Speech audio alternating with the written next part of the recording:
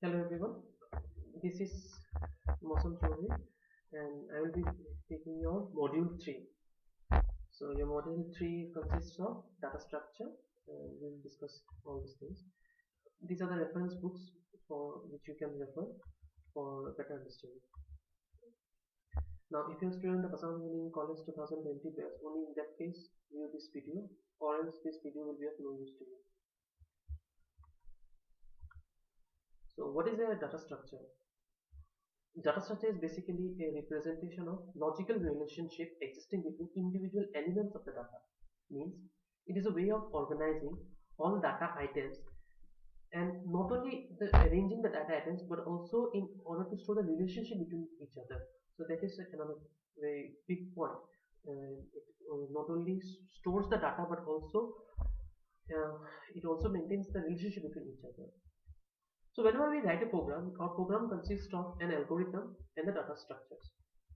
Now, the data structures they affect not only the design of both structure as the function of the program. Now, what is an algorithm? An algorithm is a step-by-step procedure to solve a particular function. So basically, algorithms are set of instructions written out to perform a certain task. And what are data structures? Data structures have the data using which the algorithm works. So a program consists of algorithm and data structure. Algorithm gives the way, it gives the written instruction how to perform, and data structure contains the data which the algorithm takes in order to perform the algorithm and also in order to save the resultant output. So in order to develop a program, we need to have a appropriate data structure available for the algorithm. The data structure can be primitive data structures and non-primitive data structure. This is the very broad uh, distinction. In the primitive data structure, we have integer, float, character, and pointer. You have already gone through this, you know all these things. Integer consists of the integer numbers 1, 2, 3, 4, 5, 6, 7, 8. Float consists of the decimal numbers 1.23, 3.56. Characters are the characters A, B, C, D, and pointers are special in order to store special type of data structure that stores the address. Now, in non-primitive, we have data structure. We have linear list and non-linear list. The linear list consists of array, linked list, stack, queue. Non-linear consists of graph and tree. We will discuss all of them, but today we will briefly see what are these. So the common type of data structures are, especially the non-primitive ones. This is the one which we are going to discuss in our topic because these are the main things which we have. As you can see in the syllabus, these are the main things. So we have array, stack, queue, linked list, tree, heap, hash, variety queue. Now, what are primitive data structures? Now, primitive data structures, these are the basic data structures and they can be directly operated upon. Example, integer float. Suppose I write int a is equals to 5. S is equals to 5. What I'm telling is that my variable s is having a value of 5. So I'm directly giving him the value. I can directly use this value in order to any kind of operations. We have already done this in your basic C classes. It can be an integer, it can be a float, it can be a character, it can be a string, it can be a pointer. Now what are non-primitive? As I have shown you in this part, it can have linear, non-linear list, it can have array, linked list, stack, queue, graph, tree.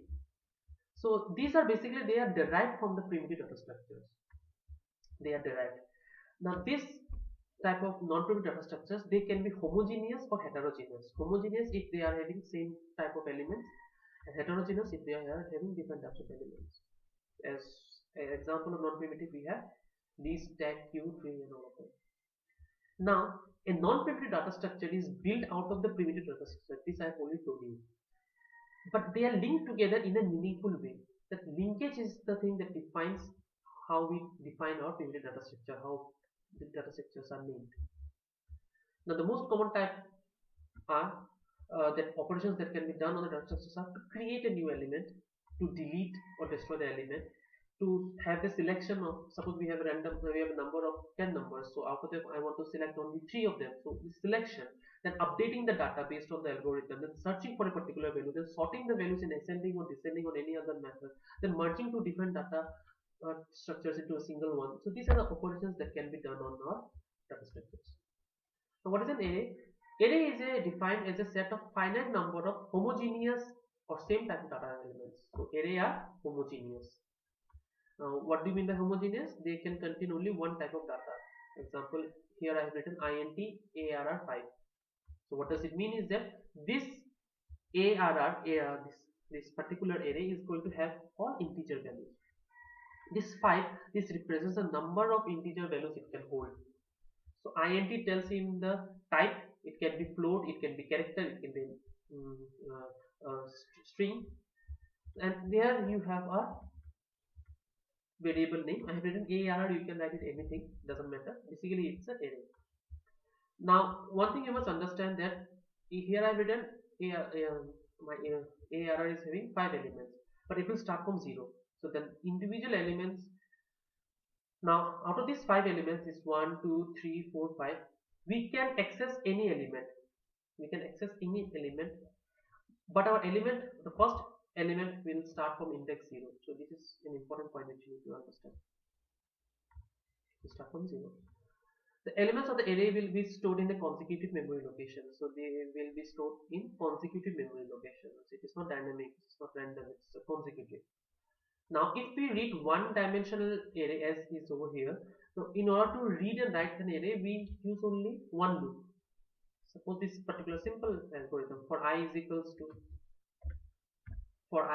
to 0, I less than equal to 5, I plus plus scanf percentage d. So I, in this particular array, I am putting out the values. So my starting from array 0, then 1, 2, 3, 4, 5. 5 because I have 5 over here, isn't it? So I can only pick 5 elements. So 0, 1, 2, 3, 4, 5. So it can be, again, when I want to display them, I'm going to just print them and display them. So these are the single loop elements for single dimensional array. Now the common operations that can be performed on array are creation of array, traversing array. Traversing means we are going to search the array, insertion, deletion, modification, merging of the array. Now what are linear linked list? Now it is a collection of variable number of data items. It's a collection of variable number. A number of list must contains 2 fields. It always has 2 fields. The first field will have the data and the second will have the address of the next one. Now these particular things are called node. These sets are called node. This set, this is the array, this is the data, and this is the pointer, which is the address. So these are called nodes. So my first node will have the address of the second one. The second node will have the address of the third one, and in this way it moves on. So each element is referred to as node, and the node consists of data and address. Address of what? Address of the next node. So here you don't need to save the elements in a consecutive order. All you have to do is that you can directly tell him the address. Suppose here I have written a node, it has the address of this one. Now if I want him to save the address of this, what will I do? I will just change it to this. In that case it will have the address of this. So it does not have to be consecutive. Now address must be a pointer. Remember that whenever I want to save address, I will save it in the pointer form. It will start from the head, and this is called difference. Now linked list can be single linked list, double linked list, single circular, double circular. What is a stack? Stack is also an ordered collection of elements like array, but it is a special feature that deletion insertion of elements can be done only from one end of the top of the stack. So stack follows last in first out. Let's see this example. Suppose this is stack. So this is the first element I have put, this is the second element which I am putting, and this is the third element which I am putting. While taking out, this was the last in, so this has to move out first, then this, then this. So it follows last in first out, last in first out. This is first, this is second, and this is my third. Then this last in will be the first out. It follows LIFO. Stack follows LIFO, and it occurs only one side only. This insertion deletion can occur from only one side. So the base remains fixed in all operations. This insertion of element into the stack is called push. So if I'm putting these 3 over in the stack, I'm pushing. When I'm taking out 3, I'm popping. So 2 is popped, 1 is popped, again 1 is pushed. So this is push and pop. Stack can be implemented using array or using pointer. If I want static implementation, I will use array. If I use dynamic, then pointer. What is queue? Now queue is also a sort of it stack only, but over here what happens is that here it follows first in first out. Suppose I have elements over here. Now I want to add this 6. Now in order to add the 6, the first one has to move out. Only when the first one moves out, they will gradually increment. And then I can put so